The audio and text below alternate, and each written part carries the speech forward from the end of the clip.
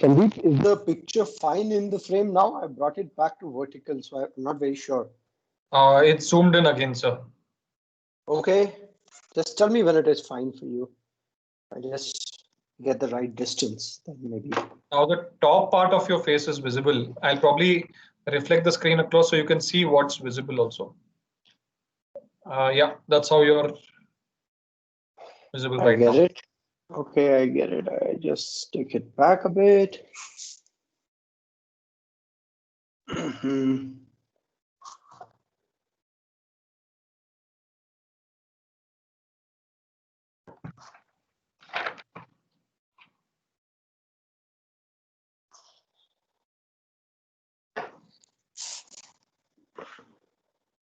Yeah, perfect. Fine.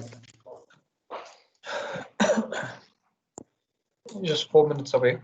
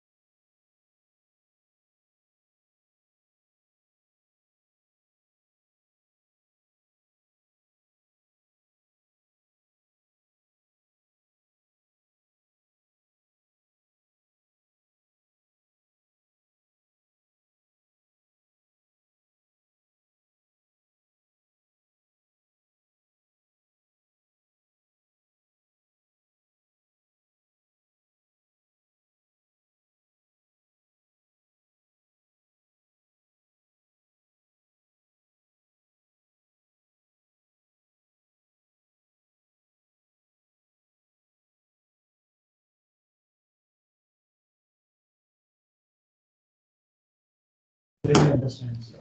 He's saying us, sir, I am billing.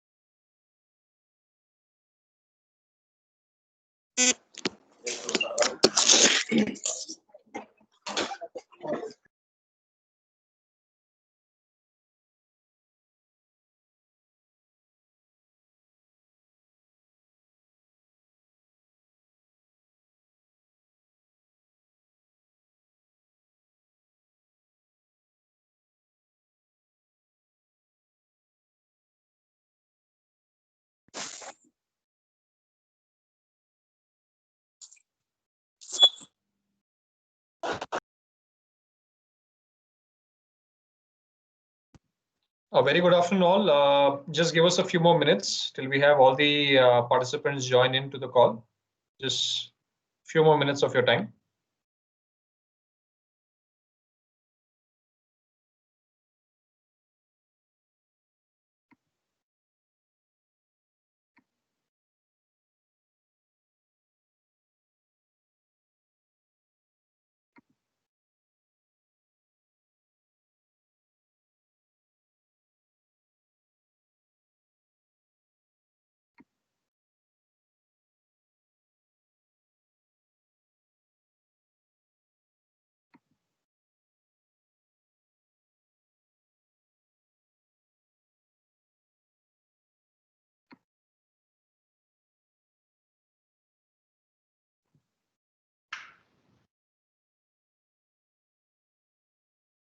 Good afternoon to all. Just give us a few more minutes time till we can have everybody else join in.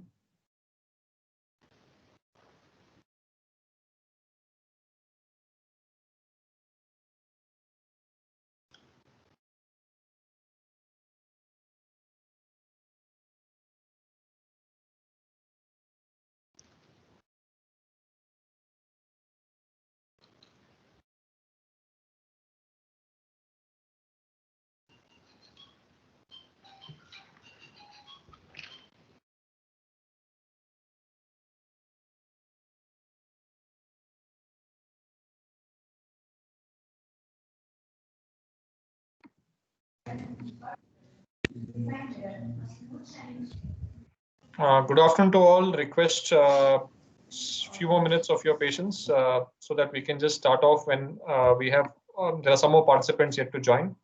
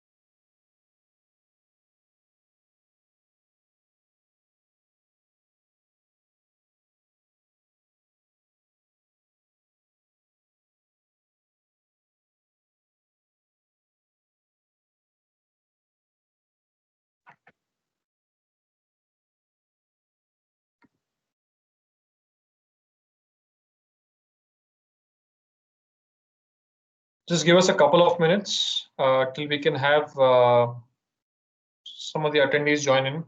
I see many of them are still WhatsApping and asking for the details, so I've just shared them. Just give us some more time, we'll start off.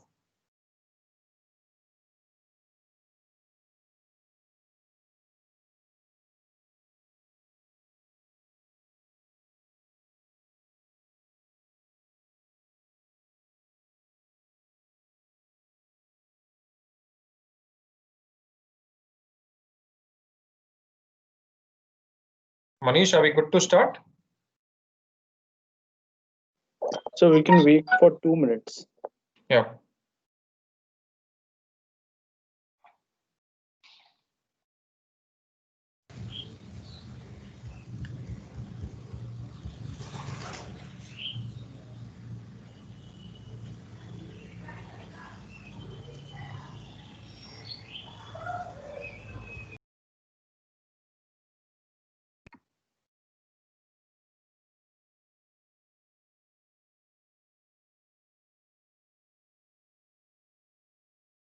requesting all participants a few more minutes of your patience. We'll just have all the participants joining.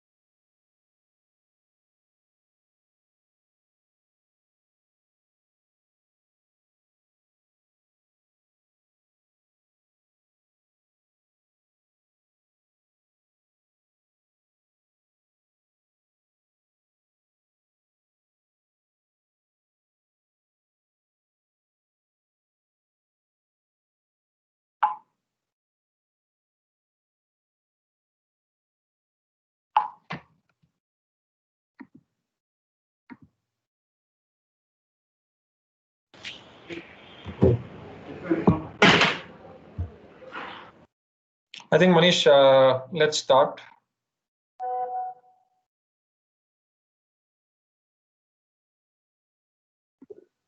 Yes, I will start.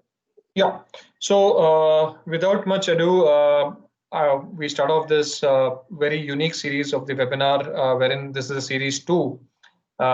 We had the first series of the electric vehicles webinar, where we spoke about the future of mobility and the role that electric vehicles play. And today we present to you the second series in this EV segment, wherein we are talking about the recent trends that we see in mobility and what do you see the key learnings from electric vehicles. So last time we had respected speakers from companies which had started electric vehicles in the last 4 to maybe even 8 years back. But today, this time, we have with us a very elite level of panelists. And before I go on to the introduction, let me give you a small brief. My name is Sandeep Senani, and I'm your host for today. And along with me, I have Manish and Jayasuriya, who would be helping me through this entire session.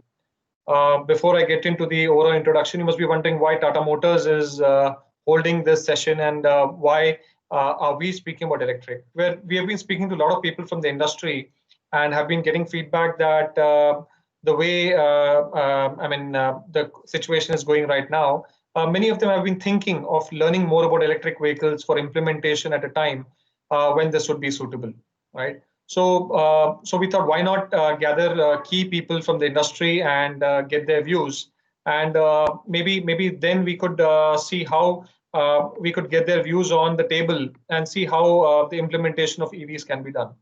So today, starting off, we have 3 great panelists with us.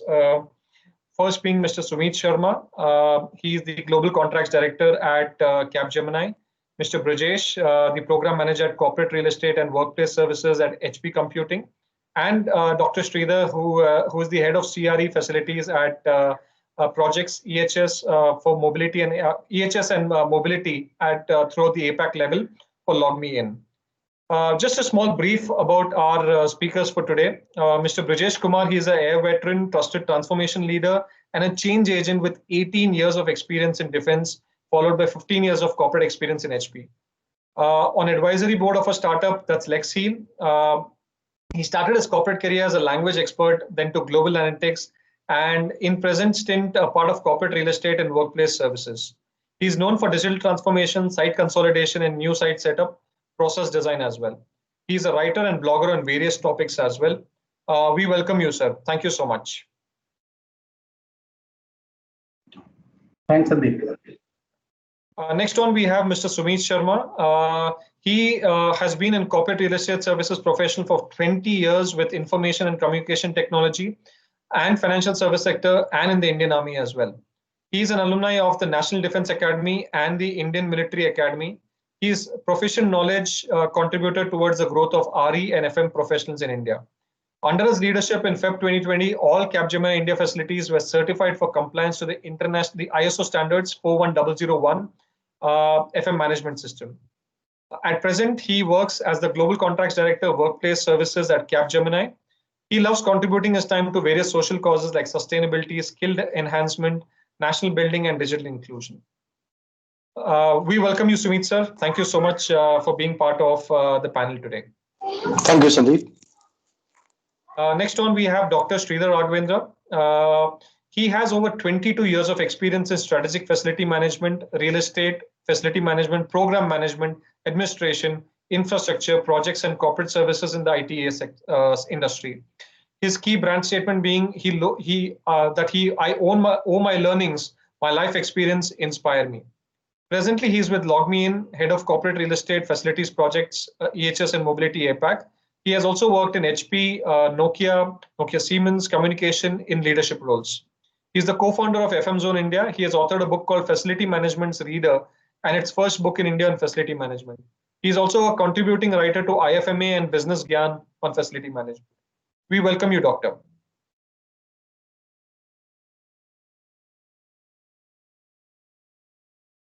Okay, I think maybe you're on mute, Doctor.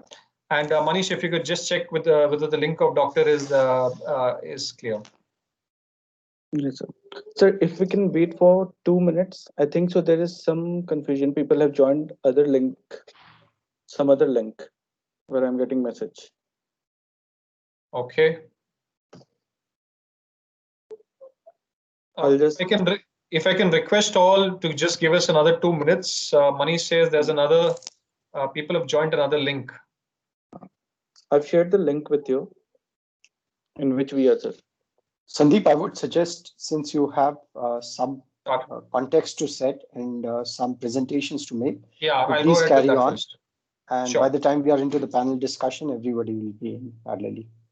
Sure, great. I think that's a great suggestion, Sumit. Thank you. So before I go ahead, a short disclaimer, all the panelists and speakers that we have today are joining in their own personal capacity. And their views, their statements are in their personal capacity itself. While they come with a lot of experience and knowledge with their respective organizations, but their current views here are based on their own personal capacity itself. So, like we said, the panel, the discussion being on recent trends in mobility and learnings from electric vehicle adoption. So we thought that why not give you a small brief on the reason electric has become the buzzword and sustainability has become key. If you see the industry trends, technological revolution is happening. A lot of manufacturers are now looking to make electric vehicles. And there has been a global convergence in terms of legislation and policy to get EVs on board. And if you look at the macro trends, the climate change is happening. There is a volatility in crude prices, and there is a social awareness of being responsible towards the society. Now, this is what has been driving the adoption of electric vehicles. World over, if you see China, Japan, US, Netherlands, these have been the leading adopters of electric with penetration of close to even 23-24% in most of the places. In fact, Norway is moving closer to 50% in recent times. And China leading the pack with almost 315,000 vehicles sold almost annually, right? The factors have been multiple because of the subsidies, the kind of incentives given for electric vehicle adoption as well. Now, if you see the evolution of electric vehicles over the years, in 2015, you had cars with range of 60 kilometers, lesser warranties. And then we moved on to 2016, where you had cars with 110 kilometers, again lesser warranties. 2018, we had some bigger cars moving into sedan segment as well, with a range of 140 kilometers. Again, warranties were less, and this time government also started giving subsidies towards electric vehicles. So the National Mission for Electric Mobility had a target of they had saved by the time 61,53,000 liters of fuel. And a CO2 reduction of almost it's surprising, but almost if you see almost 1.4 crores of CO2 reduction across so many years. So in 2019 we had cars of almost 200 kilometers plus range, warranties going up to 1.25 lakhs, and the government also gave subsidies for adoption. And come 2020, you have much cars with much higher range and warranties even going up to 8 years. Now, how the government has been promoting this, they have been giving a GST benefit for electric vehicles. Against a petrol diesel car with GST of 28-43%, we are at 5% GST. Government is giving subsidy of varying between 2.1 lakh to 2.88 lakhs on purchase of electric cars. There's an exemption on road tax and registration fees, and government has put in an outlay of 14,000 crores for the e-mobility mission. Charging infra, a key enabler where government has been putting in laws for bringing in charging infra as part of societies, corporates, etc. Lower electricity tariffs so that adoption of electric vehicles is much easier. And also government is one side to reduce emission norms, making BS6 adoption compulsory in 2020, and going forward a reduction in carbon emissions as well. Well, the government push for electric vehicles has been very strong. If you see the mission, National Electric Mobility Mission launched in 2013, which looks to put about 6 to 7 million roads by 2020. We are almost 75% of that goal today. To achieve 30% by 2030. And by 2026, the estimated jobs that they want to create is 65 million jobs from this in the auto sector. Earlier, the vision of Shri Narendra Modi was 100% by 2030, but I think that's been taken forward. But if you see, it's been a start, and there have been many statements from the government itself. But let me look at something very recent. Last month, we saw an article where the EV sales recorded a 23% rise in 2020 than last year. While the ICE engine, the industry has been degrowing, but for EVs, it has been growing at 23% over the last year. Now, these are some of the companies which have committed or pledged to go electric, the RE100 and the EV100 that we call it. A lot of big names, a lot of global corporates who are looking to go electric today. Now, just not about electric, we thought that we'll bring in a slide that to show how changing times require a change, a shift in strategy, a shift in thought flow. So Tata Motors also has been working towards ensuring that during COVID times, the employee transportation segment is safe. So we've been working with a lot of solutions of co-driver seat isolation, driver seat isolation from front and rear. Yeah, so this was the key presentation from our side that we look to show you, give you a brief view on the industry, the way electric vehicles have been throughout. Right. So now I would like to get into the key aspect or the most important session of this whole webinar. We welcome you again, Sumit, Brijesh, and Doctor, for having been present here, taking out time from your precious, very, very busy, hectic schedules and giving us time for this webinar and sharing your knowledge and insights here. So starting off, the first question, Brijesh, well, HP started using electric vehicles almost 1 year back when very few firms were toying with this idea. What was the vision that you had in mind, and how does it correlate with the results today? So, first, hello everyone, and first of all, thanks Sandeep to run through through the evolution of EV altogether, and of course, it looks really very positive. Now, coming to our company HP, now see, most of the organizations have a sustainability goal, and same with HP. And so hence we have started with the vision of contributing towards sustainability. So that was the key objective and why we thought of it. And when we thought of it, it was actually new in the market. It was rather not successful. Still, it was into trial phase. There were a lot of apprehensions around it in terms of how many kilometers it will run. Of course, number of kilometers was less. If vehicle stops on the way, then what do we do? How do we handle the employee escalation? How do we handle leadership escalation? What are the charging infrastructure we have in place? Of course, it was not that mature enough. And even today, I'd say charging infrastructure is still a lot to be done. Now, I had meeting with a couple of OEM, but it did not yield much. Now, fortunately, I met Sandeep from Tata Motors in one of the conference conducted by CE Worldwide.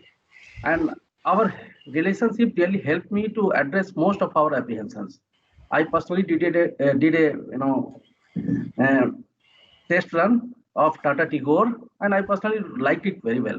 And I actually appreciate my service providers of HP service providers like Janani, MK, ANP, and all, who took our aspiration very positively and collaborated with Tata to invest on it.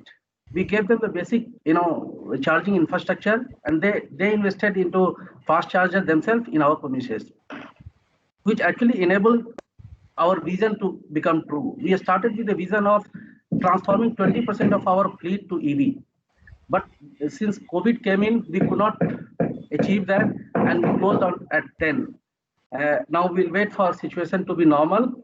However, our employees who travel in the EV so far, I must say they are a happy lot, and they all are very happy. And in fact, at times people come to the help desk asking for, why don't you allocate me in the EV? So that kind of experience they have. Having said that, with 10% of transformation, what we could achieve, I mean, we are supposed to have 300-ton reduction in carbon footprint for contributed by HP. Realistically, I'm sure we are not able to achieve because of COVID came in. But still, I will say that I consider this a good achievement with respect to our vision. And I'm sure when situation becomes normal, we'll do much better. That's great. That's great, Brijesh. I think thanks to CE Worldwide to bringing us together on this, and I mean that contributed to a reduction of 300 tons. That's a more correlative figure and something that we can quantify, and a 10% penetration in such a short period of time. Kudos to you and your team, and definitely your vendors to that. Right. So along the same lines, Sumit, like sustainable development today is a globally accepted direction, and EVs play such a strong role there.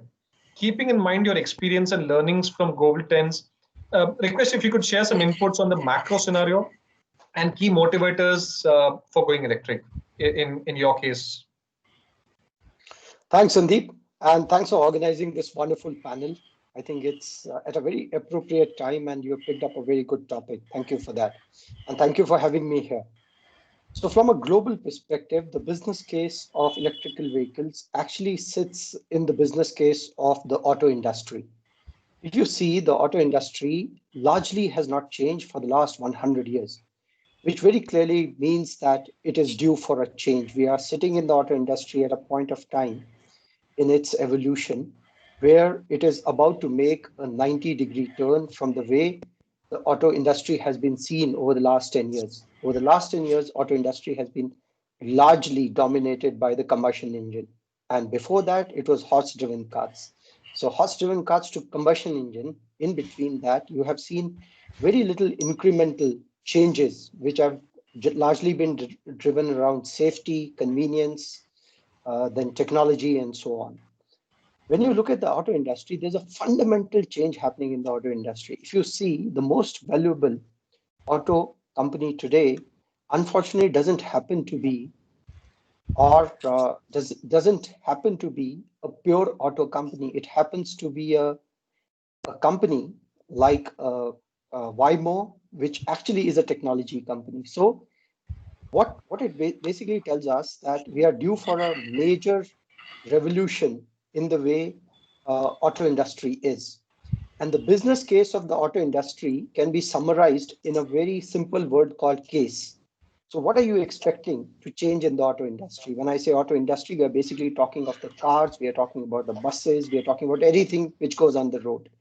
So the case is that all the vehicles or the cars, let us use the word cars because it becomes easy to understand, are going to be connected, which means they have to talk to each other. The system within my car should be connected to my phone. If it goes one step further, the car should be able to talk to the next car so that they become intelligent by themselves. And all the data which goes back leads to the second piece of evolution in the auto industry, which is autonomous vehicles. So much of data available to you basically helps you understand how you can build an autonomous vehicle based on the intelligence which you gather from the data which is up there for grab. The third important revolution, or the cornerstone for the change, is the shared service in the auto industry. It's not been long that you have seen the kinds of, say, Ola or Uber on the road. And where this whole thing came from, what was happening was that an automobile for 80% of its life was actually resting and being used only for 20% of its life. But if you see the size of the automobile, it is almost 10 times the mass of the human who sits inside it. So look at the real estate it was actually occupying in the real world, right? And just being utilized to 20%. So that case brought in something more, which was the shared utilization of this asset and taking its usability from, say, 80% not being used and only 20% used to 60% being used and 40% in a rest state. So that is where you had this revolution, which was brought in by technology again, where you could share these cabs, right, or these cars. And now the most important and the pivotal point is the E in the word case, and that E is electrical vehicles. And this electric vehicle, as earlier was said by Brijesh, obviously is motivated by the need of sustainability all over the world. And if somebody doesn't even still believe in the word sustainability and mobility, let us take our eyes and ears back and our noses back to the environment we have been living in the past 3 or 4 months ever since COVID happened. The air is much more clean. And the fundamental reason for that is that you don't have combustion engines on the road, right? And if we are used to live in an environment and we've seen the benefit of not having an electric vehicle, a combustion or a diesel or a petrol vehicle on the road, what is the next best alternative you want to live with? It is EV, which doesn't put out any emissions up there. And Brijesh talked about the amount of the carbon which he has been able to save. Now, when you look at the trends, India has picked up a very, very ambitious mission for itself. But at the same time, that ambitious mission has not been backed with the kind of support which is required from all the ecosystem, including the government, the industry, and so on, to be able to deliver that. And that's why from 100% adoption to EV, we could think that realistically it will be wise to revise our target to a 30% adoption of EV by that year, while we are also revising the emission norms for our petrol and diesel vehicles. So when we see this kind of environment, there has to be a fundamental reason, and the reason for a country like India to change, given the global scenario and the experience, could largely sit somewhere between what was the motivation for a country like China to go electric, or a motivation for a country like Norway to go electric. So it's very important for us to understand this. How did Norway finally go electric? Norway obviously is a democracy like us, unlike China. So when they wanted to go electric, everybody supported it. But then there was a huge lobby which didn't support it. So government thought that there are certain things which are in our control, while certain things are not in our control. So you're allowed to own or buy a non-electric vehicle in Norway, but you're not allowed to park it anywhere. So the rule was so simple. I have a vehicle which cannot be parked anywhere. So if I have a non-electric vehicle, it will keep going round and round around the city. I will never get to a stop. So that's why people started adopting to an EV. Similarly, in US, if you remember, when they wanted to bring down the carbon content and they didn't go to EVs, they went to hybrid cars. They introduced a program called Cash for Clunkers, which meant that if I'm about to ditch my car, it makes more sense for me to adopt a government program which has an incentive where I get cash if I clunk my car, which was very heavy on carbon emission, and adopt a car which is a hybrid or low on carbon emission at that point of time. But now they have a choice of an EV, so obviously that's where it is. China is known in the world for making transformation at a very, very rapid pace. So if you ask me, the Indian model sits somewhere in between, where there has to be adoption in the private, in the personal, and in the public space at the same time. But when we look at the growth of EV after the growth which we have seen in the Chinese market, if you see world over, if there is any place in the whole world which can help the global change to happen towards EV, the next market is India, because it has the scale very close to that of China, and it also has an ability to learn from the mistakes which have been made in China towards the adoption of EV to come up with models which are more practical.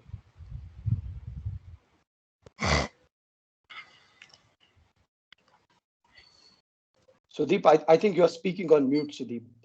I can see your lips move, but yeah. So sorry. I mean, it's great, Sumit. You brought in quite a corollary, moving from a bullock cart to the current day world, global, specific cities. In fact, I liked your corollary on the real estate part, where we're utilizing just 10% of it. And you touched upon Norway, you touched upon cash for clunkers scheme, the parking only for electric vehicles. That's a very, very good overview from a global perspective. And like you said, understanding the motivations for going electric for each country is very essential. And I think India is shortly on that trajectory and on that path, and things could go on right from here itself. Thanks, Sumit. So Dr. Sridhar, you have been part of many transformation in this segments for a long time, and you have seen this industry evolve. If you could just enlighten us with the organizational transformation which is needed for any organization who's looking to go electric. Right. Thanks, Sandeep. Thanks for inviting me to be here. As Sumit said, I think it's a good topic of a discussion, which would be the next a decade or so, convergence that is going to happen on rubber on road, right? When we talk about organizational transformation, right, it is more to do with in terms of how do you engineer the change from a business perspective, right? Because this is, you can call this as a transformation, you can call this as a change management, you can call this as a program at an enterprise level. But we need to understand one thing when we talk about corporate mobility or corporate employee mobility. There is only, it's a two-string approach, right? Because at the end of the day, you have a login and you have a logout, right? And the simple concept in these two things is the login is a business requirement. The logout is an employee urgency. In between these two, there is a huge vacuum and expectation. There is a perception and there is an expectation. How do you bridge this? Then, we are in between that, we are talking about process, we are talking about policy, we are talking about process automation, technology, nuts and bolts, calibration, simulation, all those things in between these two things comes in, right? But at the end of the day, what happens from in an organization at an enterprise level, it is not a business driver. It's not a key business driver when we talk about EV or the conventional cab that need to be deployed for running the employee transportation process, right? At the end of the day, the business leader may say that what difference does it make? My team travel time is 90 minutes. In any way, your policy says that. Whether he's going to come in a bullock cart or whether you're going to come in a EV or a conventional, it doesn't make any difference, right? So when we talk about a transformation, it is we need to keep one thing in mind is it is an organizational aspiration. It is not a business aspiration when you look at it, right? And when you look at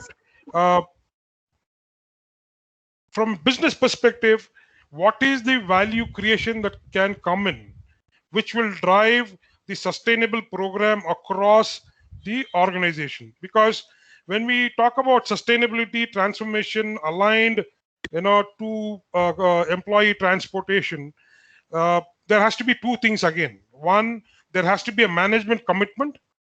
Then there has to be a process commitment or a compliance commitment, right? When these two things come in, then you start pitching in with a lot of data in terms of how we could contribute, how we could bring in the concept of trading off between the CO2 as a contributor versus trading off between being a carbon neutral, right? And then it's a process by itself. But from when you look from a per capita contributor, from an enterprise level, what EV can bring in as a transformation, that is a different module and molecule by itself, because that is directly linked to your carbon credits, that is directly linked to your sustainable report, that is directly linked to your stakeholders, shareholders, value creation on the organization level, your commitment to CSR, right? Then the ISR comes in, the individual social responsibility, right? So EV is more, I think today there are organizations which has done for the last 8-9 years, but when you talk about today's current scenario across the sentiment, across the corporate global economy, when you look at that way, EV is not going to be the top priority, if you ask me. in the list. But from a functional point of view, how to make that as a the top 2 priorities? Because very simple reason, there are 4 lifeline to any corporate in the world, and out of the 4, transportation is one of the lifeline, right? And if there is a turbulence on the transport function, the company, the organization shakes, right? So at the end of the day, from a business perspective, there has to be certain productivity, and they have to create a workplace ecology, in terms of the experience, employee experience from a productivity perspective, and that is linked to, revenue and so on and so forth. So when you have to look at from an organization perspective, there is no deal discovery, right? It is only a concept to organization. But how do you make that as a key business driver in terms of your EV as a mobility, right? How do you electrify your mobility in your organization is what is going to be the key driver. So transformation begins from there, right? And it is not a functional aspect, it is an organizational aspiration aligned to individual aspiration, aligned to the overall I would rather say it is a rigmarole concept, right? So when you talk about a rigmarole concept, everything, all the nuts and bolts strings comes together. That is how transformations are driven, and every organization is trying to bring in this transformation through the electric vehicles as part of their employee mobility. No, great, Dr. Sridhar. I mean, you brought in so many concepts throughout the whole answer that you gave. Started off with the login and log out, the input and the output that we're looking at, and finally moving on to the rigmarole concept, where we said the nuts and bolts are going to fall in place. So it's more driven towards the target, and once, like corroborating with Brajesh and Sumit, once you move towards a direction, these nuts and bolts definitely do get in there. Right? And as we move towards the next part of the session of questions, I request all the participants, if you have questions, you can start typing them in the chat box, because towards the last 15 minutes of the session, we'll start taking question and answers. So Brajesh, the COVID pandemic has brought in a lot of challenge and a lot of theories and well-established businesses. And based on current scenario, how do you see employee mobility shaping up in the future? If you could elaborate on the scale and extent of the changes that you foresee. So, excellent question. It is a very relevant question in current scenario. Now, I will talk little negative. I am a very optimistic guy, but I will have to talk negative because that's the reality today. If once we resume the office, for sure, scale and volume is not going to be the same as earlier. Many of the employees, in fact, the fear of this COVID-19 has come in such a way that many of the employees, irrespective of what measure you take, in the cab, you have put the partition between the driver and passenger cabin, sanitizer is there, vehicles are being sanitized before and after every trip. All that measures are in place, but still people prefer traveling on their own. Even their respective managers, business heads would encourage them to travel on their own. Social distancing, 50% occupancy in the office is going to be the norms. Till vaccination comes, we all know that it will take time. It may take up to 1 year. Till vaccination comes, 30%, 50%, or gradually increase the number, that is going to be the norms going forward, at least for 1 year, 1.5 years, or up to 2 years. Now, having said that, actually probably there is a need to reinvent the operating model. Now, worst hit in the enabling function is the employee transportation vertical. Today, if you see number of hundreds of drivers, hundreds of security escort, all are jobless. That's the most impacted lot. And going forward, the way what we are visualizing, the number is going to be down. We really need to reinvent the operating model. Many of the organizations or business verticals may like to do away from the odd hour shift. Now, because this pandemic has given them a confidence that they are able to work from home. Earlier, there were a lot of apprehension in terms of, I have a business critical operation, I can't work from home, there is a connectivity issue, SLA will be missed, all that talks were there.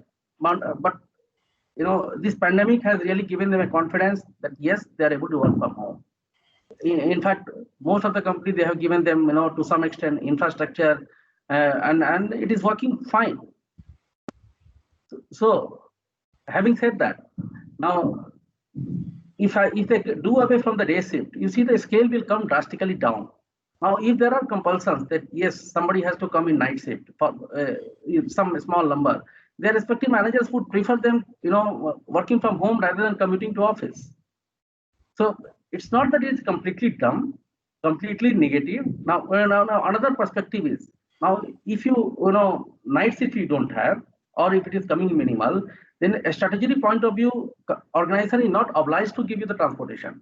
Because a strategic perspective, it says if employee is working in odd hour, then company is obliged to provide him transport to ensure his safety, security, and all. So that point goes off if night shift comes down. Because what was happening today, either login or logout was falling in odd hour, and that's how they were giving the transport. And as I said, daytime transportation already, it is not looking so rosy. Now, leadership of respective business will have to take a call to what extent they still require to have business continuity, or they want to make a balance between employee satisfaction, business continuity, and the operation how it is. So that's what will decide the scale of operation.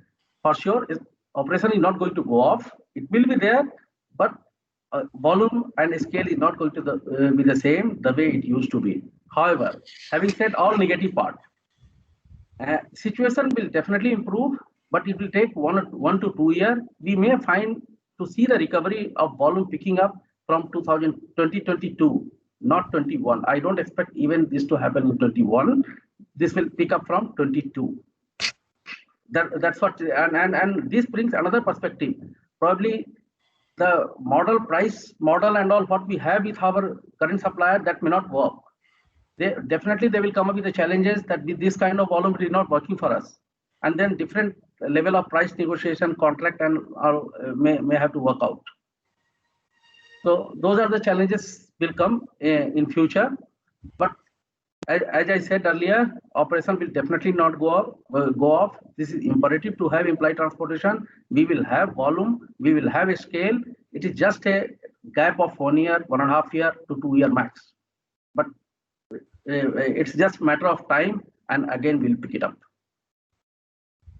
No, great, Brijesh. I think this is one topic which has almost divided the whole FM fraternity. I've spoken to close to about maybe 100 people, and this is like I would say India versus Australia kind of a match, wherein it's completely split. One section says Australia and one section says India. Awesome. But I'm sure it'll surely become an India-Pakistan match when everybody's going to say definitely India. We are watching for India, and definitely employee transportation is the core or the heart of a lot of industries today. So, like you said, it's here to stay, and definitely it will be there. Yeah. Oh, great. So, Sumit, now coming back to electric, like any process of change is not easy, and same I'm sure would have been the case for EV implementation. So if you could share what are the key learnings that you've had throughout this journey, maybe roadblocks that you had and which were overcome at your organization, if you could throw some light there, so that people who are looking to implement EVs could learn more. Sure. So I think, Sudeep, I would take a slightly different route to answer your question. And if you feel that I'm going in circles, you can just stop me there and tell me to come back on track. One is whatever we learned in our month's implementation of EVs, where see Brijesh, if you ask me, in Bangalore, his organization is one front runner, and there are so many similar organizations like Citrix who have deployed solutions towards EV. But whatever we have learned with this disruption which has happened because of COVID-19, all these learnings, 90% have to be rediscovered. They may not be valid again when you are looking at what is going to be the new roadmap of EV adoption. But definitely, I would like to take up some some pages from what Sridhar said. It has to be now reinvented in the business need. Is there a business case for you to revitalize EV? And from that perspective, 2021, 2022 probably is the right time. And it's going to be a disruption, right? And since it's going to be a disruption, the problem with disruption is, and this is not something which I'm saying, this is something which has been said by the founder of Microsoft, Bill Gates himself. He said that when we look at disruptive change, we try and overestimate the change to happen in the next 1 or 2 years, but really kill the basis of disruption, where the disruption happens over 10 years. It never happens over 1 or 2 years. So if we go through with that as the philosophy of disruption here, I'll just request all the participants to be on mute. There seems to be some disturbance. I'm getting a feedback. Am I audible now? Yeah, you're audible.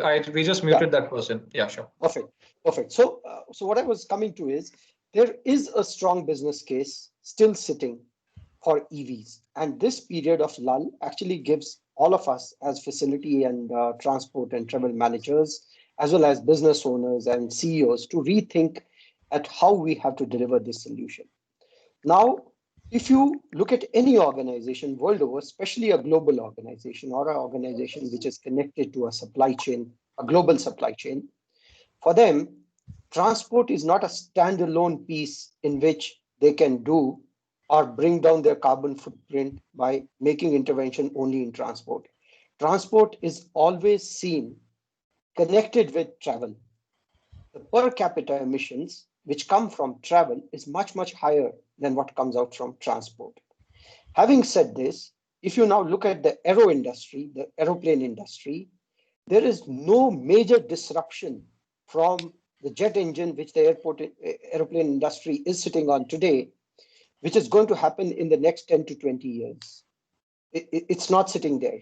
You will still have 10 to 20 years more for a change from the present, turbo jet or turbofan, engine, which drives the travel industry, right?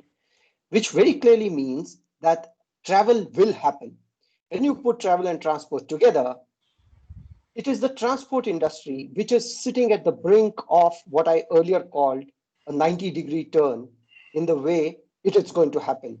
Your combustion engine is ready to be replaced by an EV engine, right? Or an EV. It's not an engine at all, if you ask me.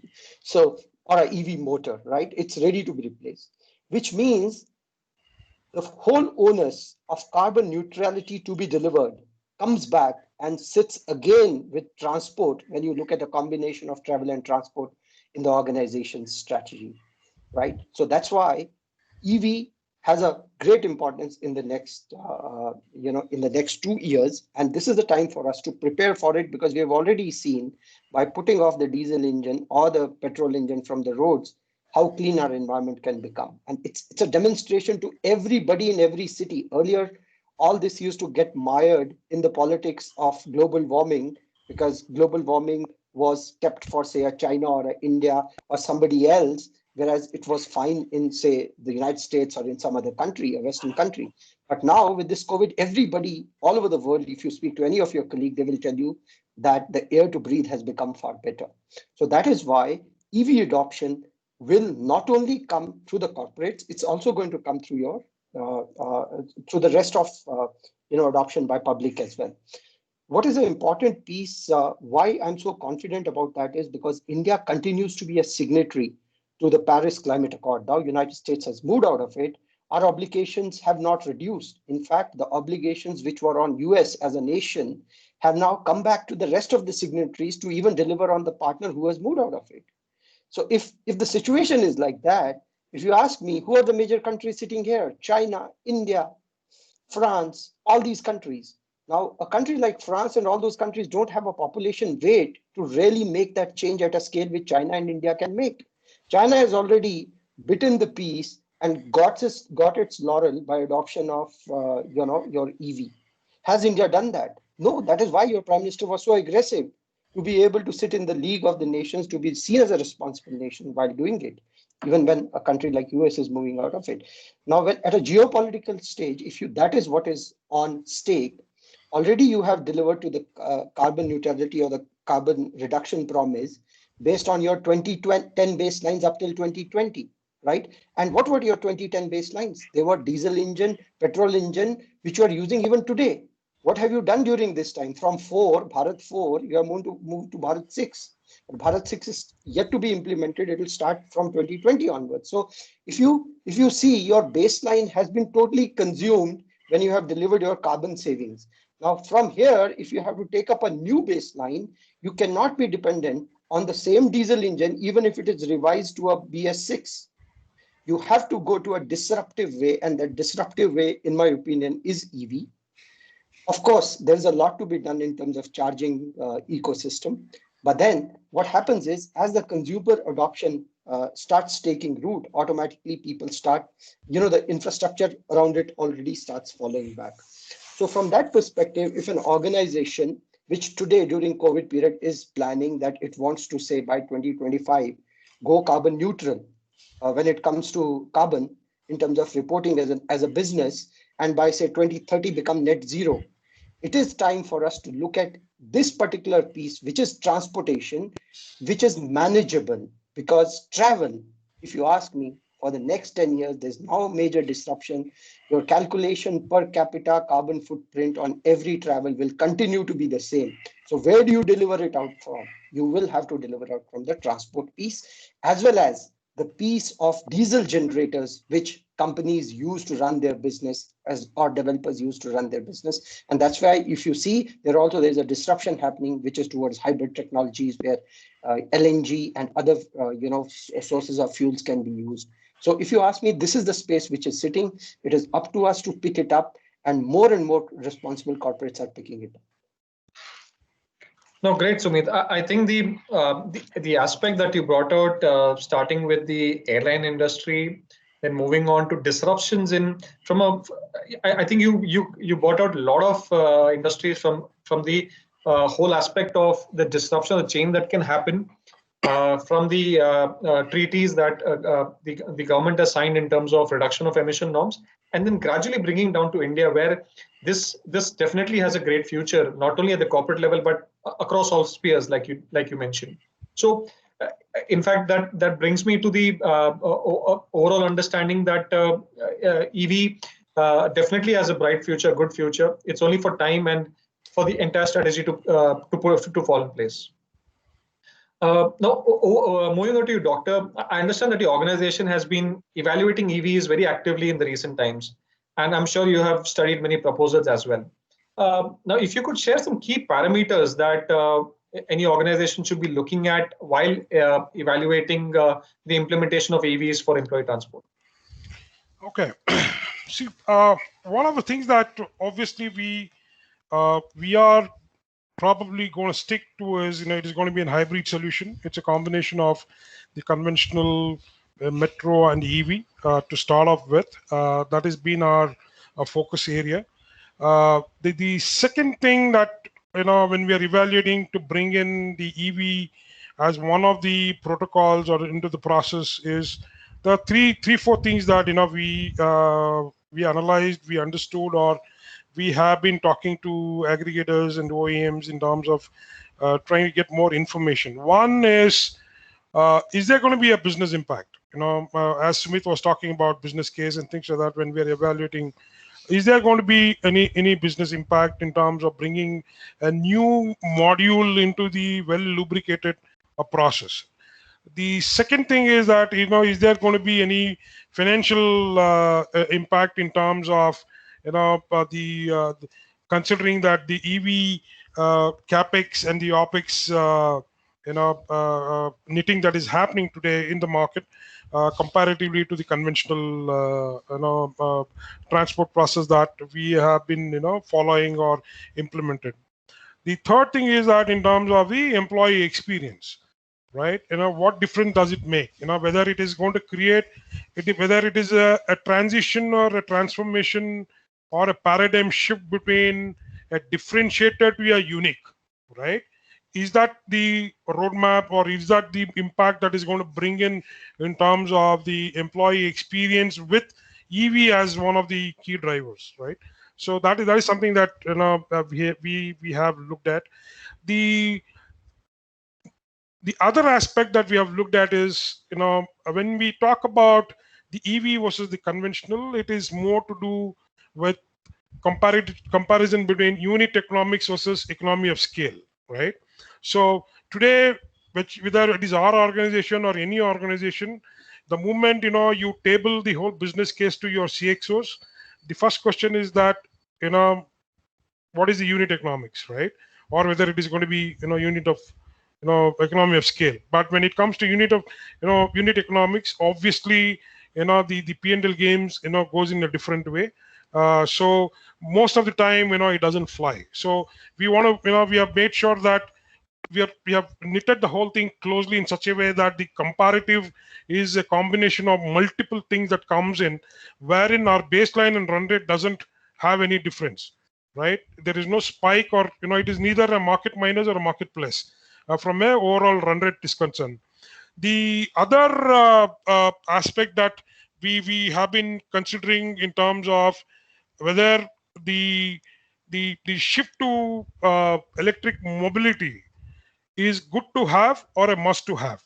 So most of the time what happens is that it is an organizational aspiration as part of the sustainability culture that has been plugged in. Most of the time it by virtue it becomes good to have rather than being must to have. Now how do we transform from good to have to must to have, right? It's a process, right? So anything that around the sustainability in any organization, it is more of a people driven, it's not a functional driven. And more of these things are all organizational commitment to make the organization or an enterprise efficient in terms of the operation is concerned. So this is directly having a what do you call direct impact or influencing the overall company's culture and strategy in terms of the convergence of bringing those change management into the whole process. So because since this change is not a key business ask or a key business driver. So and also when we are looking at it, what is the technology piece that is going to come in as part of that, right? Now one of the things, a very common thing that is whenever we talk, people talk about battery life, people talk about chargeable life, people talk about run mile capability and things like that. So obviously we are also looking at considering in terms of the IoT based solution for a EV, where the IoT application can be monitored, managed, so that there is a maximum output on the battery is concerned. So and obviously there is going to be a remodeling of the commercial that will happen. As Sumit was saying, it is not going to be the same what it was. Everybody will see a concept to market and deal discovery coming in, and remodeling of commercials of all the contracts will change, and it is going to be the same with the EV as well as an implementation is concerned. So that is one of the things that is going to be for sure, that is, and as part of the change management is concerned. So these are some of the things that we have been evaluating, and primarily if you have to go by just the number game on a per kilometer or a per this thing, obviously the EV has got a better advantage in terms of the the conventional model is concerned. And also from a back end you get that carbon neutral as an organizational philosophy and policy, which is going to be the key driver and which is going to be the USP as part of the corporate social responsibility commitment in any geo for that matter, right? So predominantly today when you have to look at it, the major key driver would be in terms of what is the percentage that can this EV can contribute for our journey to be a carbon neutral, right? Because since it is not a employee aspiration nor a business aspiration, it is more of organizational aspiration to make sure that if we bring in a hybrid solution as part of our employee transport or employee mobility process is concerned. No, Doctor, I think you have hit it. Almost all the points that you mentioned are dot on. You mentioned on unit economics, the match with the cultural strategy, and also the kind of whether it's a differentiator or it's key for business or for employees, right? So keeping all these factors in mind, I'm sure many of the organizations are currently grappling with these same thoughts in mind, and your line of thought gives them a little more clarity. Now, this brings us to the last question, which is for all the speakers here. And before we move into the Q&A session, we are at 4 o'clock currently. So maybe a minute or two on this last question from each one of you and your views. It's more to do with the, given the current pollution norms and reduction of carbon footprint that we're looking at, how do you see the future of EVs specific to the 3 Ps, as Sumit put it, towards the 3 Ps of mobility, which is the public, corporate, and the private sphere? So if I could get your views on this last question. Can I take that? Sure, this for all. So, yeah. So I think, it's a very interesting question, and, which has got a very depth understanding in terms of the law of land as well. So if you look at the FAME 2 scheme, or the FAME India policy 2019 that has been implemented, wherein I think the Indian government has allocated about 10,000 crores for that. Now, what does FAME talk about? It's faster adoption of manufacturing hybrid electric vehicle, right? And that is a journey which even Sumit was talking about, India being the key representative in terms of the overall, global warming is concerned, because India and China are the ones which is going to trade off all the carbon that has been generated by the G8 countries. We are offsetting their, carbon. Actually, it is not that we are generating more carbon. It is all the G8 countries who are generating carbon. We are trading off through our initiative. So, and this in line with the law of land as well. And the Prime Minister of India is very, very aggressive and passionate about making this happen, not only across all vertical industry, and some industry has championed this already, and some industry is catching up.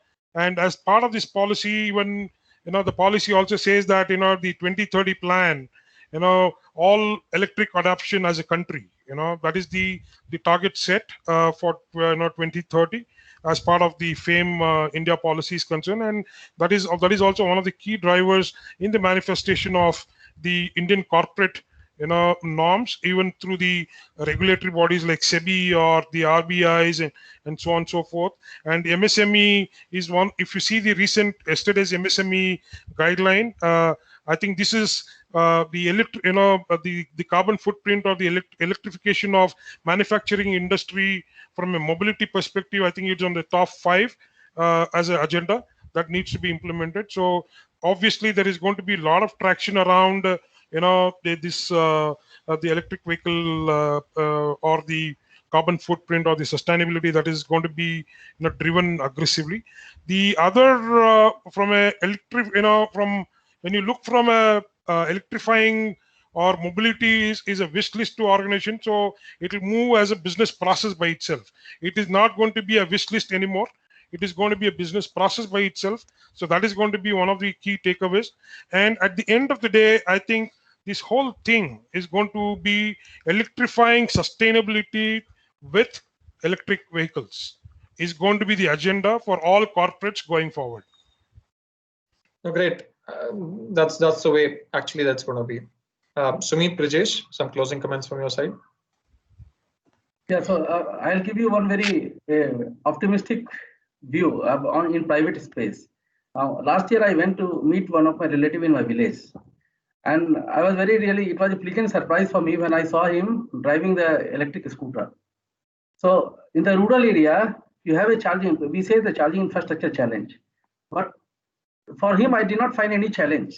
And it's a normal, simple people, humble people. He's charging his scooter in night, morning he's a teacher, he went to school in his electric scooter. So that's the momentum coming in. Now, Bloomberg outlines. Bloomberg says that as on today, the global car sales is 3% of your total car sale, EV car sale, I am saying. The 3% is the global car sale is today. Now, they say that the global passenger car vehicle by 2025, it will go to 10%, 2030 it goes to 28%, and by 2040 it goes to 58%. Now, this itself indicates, so that gives the global scenario how it is going to be, to whatever extent it achieves, but definitely there are positive momentum and it is going in the right direction. Now, coming to corporate specifically, EV it gives a new dimension to implied transportation. As Sridhar rightly said, it is not going to be a wish list. It is going to be imperative rather. That has to be there. And in fact, for all suppliers, it gives them a great value proposition for them. It becomes a USP for them. In fact, wherever I go, I advocate for campus transportation. Now, tomorrow, one fine day when campus transportation comes in, if some entrepreneur comes with the idea, it can be USP for him that I have only EV service. For entire campus, entire eco space, I'll give you the EV vehicle. And that can be a USP for them. So I'm definitely very positive on it. And it is appearing that we are moving closer when EV coming to mainstream and would help maintaining the clean environment.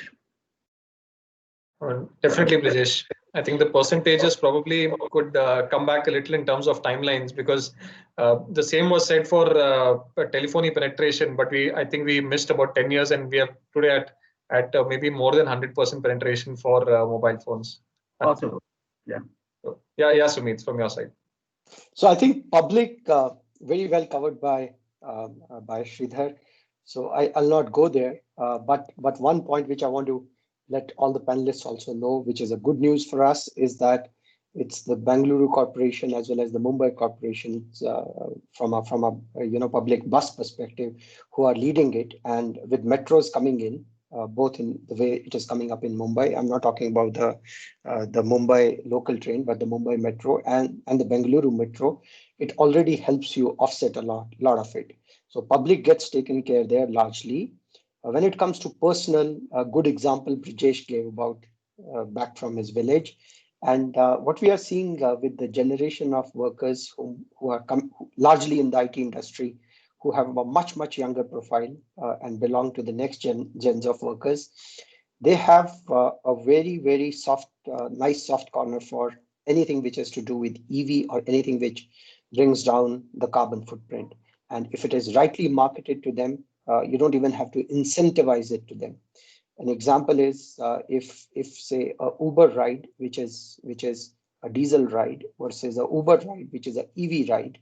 If you are able to pop up on their phone screens to say that if you pick this up, you pay $50 for the ride, but you are plus 20 on your carbon.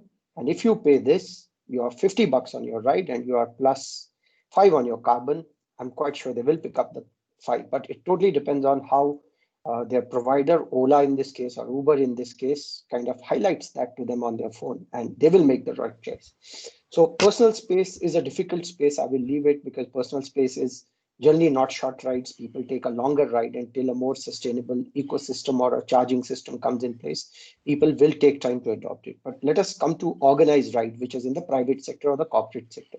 In the private sector, what is also happening of late is after the COVID is more and more companies are looking for going for greener leases, because the real estate market world over again is becoming no more a builder's market, but an occupier's market. So they are renegotiating the way the leases are going to be coming in. So one incentive which is coming in is in green leases, where at the point of signing the lease, there's a promise taken from the builder as to how much green electricity will be brought into the system through renewables and other means over a progressive period of time. If it is already not there, so that whatever is your organization's carbon footprint targets, they are thereafter through an OLA and an SLA linked back to an agreement which you sign, and you're able to demonstrate those savings.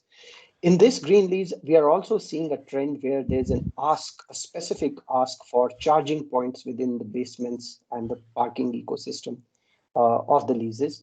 And organizations who own their own real estate, they are themselves putting a lot of push. HP has done it already. Brijesh knows about that. Citrix has done it. Cisco has done it. Capgemini has done it in all its new campuses. We are even looking at doing it for our buses, because there are a lot of electric buses traction also, which is coming in. So But there's one space which again is a very important space which we have to understand. It is not only about the cars. It is actually about the last mile commute, which has to be EV. So it is not only the car space which has to be EV, it also has to be these little scooters which don't require any license. They can be picked up anywhere and then left anywhere, and then somebody reassembles them, and bicycles, which can be EV, where you don't have to go to a gym. You can actually either use a pedal to recharge the bike or use the motor as such, or use a combination of anything like that. So if this ecosystem comes in slowly and slowly, the private part of the contribution will be more or less complete. No, great, Sumit. I think you connected all while we had very good inputs from all three of you. But I think all in all, a wonderful session where we have covered, varied topics. We've gone from the bullock cart days to global, to the Indian scenario, how each one of you have gone through the EV journey, and how it has been connected from a future perspective as well. So great. I think this comes to the last part of the session, wherein we move into the Q&A session.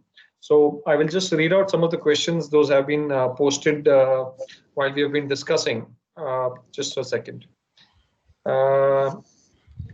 Okay, somebody has asked, can you please provide the agency who can support us EV vehicles, employee pickup and drop? Question by HS. I think more than the panel, I would say that we wouldn't want to mention any vendors here to have a bias. I'm sure you have a lot of vendors or agencies there in the market there. Provided you could, you could touch base. There are a lot of EV players today in the market as well. I hope that's fine with the panel. I don't want to bring in a bias of any vendor. Makes sense, yeah. Okay, Mr. VR has asked, recently there was a notification that government allows sale of EVs without battery. While it will bring down the cost of the vehicle by 30%, is there any work happening on the availability of batteries locally and suitable to the EVs? Anybody from the panel wants to take it, or should I answer part of that? I think being a OEM, Sudeep, I think you can take it up, yeah. Yeah, Sudeep, you should take this question. Great. So the notification came in, I think, 2 days back, and it's a very welcome notification. It's coming for two-wheelers and three-wheelers as of now. So while we were speaking on last mile connectivity, like Brijesh and Sumit did mention, this helps in last mile connectivity, because the bikes today come with a range which is very, very limited, 80, 100 kilometers. Same with three-wheelers, roughly about 40, 50 kilometers. If you happen to be at Delhi or interiors of UP, you'll see these electric auto rickshaws where they're charging it through the grid directly as well, and using these lead acid batteries. So now the government you can register a vehicle without the battery itself. So that brings in a reduction in the registration cost, as well as the cost of the duties or the taxes on these vehicles. Now, work happening on background for a four-wheeler perspective, especially for us, we have been working with the IIT Madras, Professor Junjunwala. We have been working with him for integrating or bringing a common platform with other manufacturers as well. Because if you have interchangeable batteries, you need to have more like the earlier Nokia phones, where you just put in a battery and swap it and you're good to go. So definitely work is happening on that, but it will take some time before it sees light of the day, maybe about 2 to 3 years from now. Also, just to add, yeah. Sandeep, NITI Aayog has a plan to set up a national mission on transformative mobility and battery storage, which is going to work based on solar energy. So they are going to charge the batteries on solar energy, and they are going to also create the storage for these kind of users. So NITI Aayog has a plan on it. True. In fact, China has ATMs where you can put in a 4-pin OTP, pick up your battery, just drop your old battery, and you're off with your bike or your three-wheeler. No, in fact, I think the government of Karnataka is planning for 750 docking station across the city for EV. Correct. Right? As part of the Tesla movement, they're looking at it. True, yeah. True. Agree, Doctor. Mr. Udayraj K has asked, what do you think will drive up in India the kilometers per charge to compete with Teslas and the Lucids of the world? It is holding back EV adoption big time. Anybody want to take that question, or? No, I think you are the right person. From OEM. Can you repeat the question? So Udayraj is asking, what do you think will drive up in India the kilometers per charge to compete with Teslas and Lucids of the world? I think the fundamental answer to it is surplus electricity, which is produced surplus in addition to the industrial requirement, which is slowly going to grow in the next 10 years in India. There's going to be a rapid increase there. And that's why if you see there's a the Niti Aayog has already put into place a mission to harness all the hydroelectric energy right in the Himalayas and the foothills of Himalayas, as well as give incentives to countries like Bhutan, Nepal, and both these countries to sell the surplus back into India. India is also in talks with Myanmar for surplus, sale back into India on incentive programs. So one is additional electricity to be produced in the grid after the consumption of your industry, which requirement is going to also increase in the future. That is one. And second is the infrastructure, which is the charging infrastructure. But the charging infrastructure, as Sridhar brought out, and Brijesh also brought out, and Sudeep also brought out, here, while the infrastructure will create entrepreneurship, where there'll be entrepreneurs and a lot of jobs will get created, with this whole supply chain of rechargeable batteries, where you drop a battery and pick up a new battery and put it in. And that is one of the reasons why government has allowed for registration of vehicles without a battery, not only to reduce the one-time cost, it is also a very clear indication that that has to be a separate industry, which is a part of the supply chain to enable it. And talking about unit economics, the delta between EV kilometer to the diesel kilometer, I think the delta is pretty huge. I think EV is less than 2 rupees versus the 4 rupees 50 paisa. So that 80 paisa. Sorry? Electric is 80 paisa per kilometer. Yeah. So I mean, so the delta is pretty huge. True. Great. And it will keep increasing as well. The rate at which your petrol prices and diesel prices and registration of your larger engines is going to happen in future. It's going to keep increasing. Correct. Great. Umesh has asked, would like to hear from this forum on what we can expect on battery technology, which is evolving, that suits our operations to operate seamless without much difference on all aspects. Time of charge, cost of the EV in comparison to ICE-based operation. So I think this is a question for OEM. Battery technology, yes, Umesh, a lot of changes happening today. In fact, you see that we started off with a range of 100 kilometers and we reached, these are real life ranges. So certified was 140, then we moved to 213. And the latest vehicle, some of the vehicles that we have in personal space, which go very expensive, 16, 17 or 25 lakhs as well. There you have cars in the range of 300, 350 kilometers. But I think like you're trying to say at the same cost of a diesel petrol, getting higher range cars, well, that's going to take time. So what we have realized as an OEM is bring in the right mix where the cost as well as the cost of operation hit an axis, the Y and axis, X and Y axis line, so that it makes it more optimum. So somewhere a car with a range of 150 to 200 kilometers with probably a little incremental cost over a petrol diesel vehicle is what makes the best battery technology. But world over, I mean, if you see from everywhere, research is going on to further reduce this cost across. Next question is from Jayasurya H. Can companies look at multi-company EV ecosystem to make it a business case? Multiple companies using the same infra in a particular IT park with technology to enable shared mobility. So this question is from Mr. Jisan King Kohli. If somebody from the panel can answer that. I think this multi-ecosystem always looks very attractive, but then the problem is most of us in IT parks who are sitting together are serving almost the same time zone customers at the same time. So like Sridhar earlier said, the login time is business critical, not the logout time. So if the login time clashes, you suddenly have this classical problem of demand versus supply at that particular point of time. Hence, these arrangements can be done, but it is between administrators like us who are responsible and understand the business of our peers, among us, we can work out arrangement of common use of this infrastructure. Obviously, it will bring the cost down.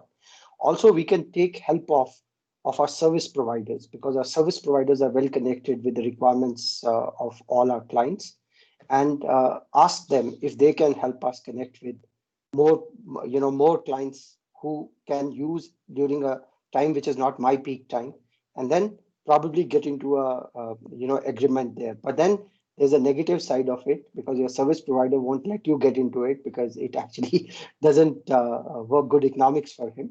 But then these are initiatives which today don't seem possible. But then, as I earlier said, the whole transformation journey of the auto industry is dependent on a simple word called CASE. C for connected, A for autonomous, S for shared services. And this is exactly what your question is. True. Oh. Right, Sumit, that's well answered. Moving on to the next question, Mr. Umesh is asking, when we are looking at tailpipe emissions, and I understand it is lower from EV than conventional vehicle, but what he wants to hear from the forum is as to what every corporate has to do to look at the well-to-wheel emission perspective and what options can be explored. It says well-to-wheel emission perspective. I think Sandeep, you can take that. So, if you look at EVs in terms of tailpipe emissions vis-a-vis the overall emissions, if you do it on a small number with 3 to 5%, it definitely wouldn't help. If you were to look at a scale of 40-50%, definitely that's I'm saying the overall penetration, the whole economics changes. And hence, today organizations are starting off with lower penetrations, but as we go up, this is definitely going to go higher. Next question from Mr. Gupta R. He says, is there an India level map of all EV charging stations? Yes, Mr. Gupta R, you can log on to Google and type the nearest charging station to me. Whereas very less of them have been indexed today, but there are some apps like Electrify, Fortum, who have indexed more amount of these EV charging maps. Mr. Bharatesh has asked, is there any benefits available from government for opting corporate transport as EV in terms of tax or any other way? Mr. Bharatesh, there is no special benefit or corporate tax reduction because of EVs, but definitely if with your CO2 carbon credits, you could set off a certain amount based on the global exchange platforms. And for the vendor, there is a FAME subsidy, as Mr. Sridhar mentioned. Dr. Sridhar mentioned that you could get a FAME subsidy on the car that goes to the vendor, and ultimately that comes down in your contract rate itself. Anybody want? Just to add, but it's a very good point. Probably that can be taken up with NASCOM and with Government of India if corporate can get some exemption on tax. It's a good point to be taken up. Yeah, it's quite an innovative idea. Yeah. Now that brings us. I mean, we've taken up all the questions. That brings us to the close of the session. A vote of thanks from Manish. Then we move over to final comments on the speakers. Yeah, Manish, over to you. So this was a very enlightening session. I would like to thank Bharatesh sir, Sumit sir, and Doctor. It was really great, and we had such a great panelist as well as the people who are attending. You can understand these from the questions that we get, and you brought in the point very good. Sumit sir brought in very good point in terms of global aspect as well as the last mile connectivity aspect, as well as Doctor brought in the point for what all the things that could be considered while adapting to EV and HP. So Bharatesh sir brought in very good point in terms of how the integration process of EV had been and how supportive TML as well as the vendors had been in integration in this process. So I would like to thank each one of you. Thanks, Manish. Any closing comments by the speakers? I mean, I think that Sandeep, Manish, thanks for giving us this opportunity, and it was a good learning for us as well. I think going forward, it is going to be, I mean, every company, every organization, every person, every citizen would be talking about the EV itself. So it's a matter of time, but it's unfortunate or a myth that if Tesla was there, I think, it would have happened for 50 years back. But today, nevertheless, that, we are talking about DC, electrification today to move the engine. I think it's more from a business operation professional perspective. I think it is very, very important for us to be the knowledge partner with our, senior leadership of the board to make sure that, these things are, discussed and, becomes a DNA or a culture of the organization, bringing the EV or the, the more from a sustainability point of view, so that, we set the right example, and also we bring in a very hygiene business environment as part of our ecosystem and as part of our workplace ecology. Great. Brajesh, Sumit? Very well said, Sridhar. Of course, thanks, Sandeep, for giving us opportunity to come on the platform. And this is very interactive session to share our knowledge. Even it helps me to introspect what we took the decision last year was the right decision. And it helps us to share our experience, share our journey, how we traveled across, and what is the way forward. And I'm sure there will be people to follow it. And that's how, as a leader, all of us, it's an opportunity for us to share our knowledge. And thank you so much. Great, Brajesh. Yeah. Thank you, Sudeep, for getting us on the panel. It was really a very good learning through this discussion with such elite panelists and you there moderating us. Thank you very much for that. I think one very important point which I want to mention here is it is something like which happened with the telecom revolution, where when telecom was at its peak in the United States, everybody used to have a landline number, and they also had a mobile number subsequently. India skipped the landline story. And for my friends in US, when I used to tell them I don't have a landline, they would not believe it. And I had to explain to them that we never went for a landline and you never needed a landline infrastructure. I think the point at which we are sitting again today in India, and after seeing the China model, the way China has adopted this technology, I think it's a very appropriate time for us also, to skip the in-between hybrid model which was there, which we have already skipped because it was never popularized or incentivized. But EV, with advancements in technology and technologies more or less meeting the requirements of what our urban needs are or our needs for mobility are when it comes to land transport, I think EV fits that bill. We should look at it more, more sympathetically is one word. And secondly, it also gives a second dimension to us, which is a complete supply chain ecosystem and a complete new overhaul of the complete auto industry around which is connected and which has more ability to be present everywhere. I'll take an example, like, petrol bunks, they come up almost at every point, which is equivalent to the distance at which normally a vehicle will get over. And that's how petrol bunks are, decided where to put them. In a similar manner, these charging stations give an opportunity. You don't even have to have a petrol bunk. You may just have a tea stall. Next to it would be your own charging point, which will be an add to whatever business you are doing. And you don't need all those heavy licenses even to do that, as long as you are a part of the grid. So I think it's giving a great opportunity. I may be very limited in my imagination of what all possibilities of employment it can produce. But if you think it through, well, it's a grid by itself. It is limitless. Great. Wonderful views here. Thank you once again, all of you esteemed panelists, Brajesh, Sumit, Dr. Sridhar. It was wonderful having you here. And thank you all the participants, the attendees for this call, for being patient throughout. We've extended on time, but thank you again. Namaste from my side. Thank you. Thanks, Sandeep. Thank you, Sandeep. Thank you. Thank you, everybody. Bye-bye. Thank you. Bye.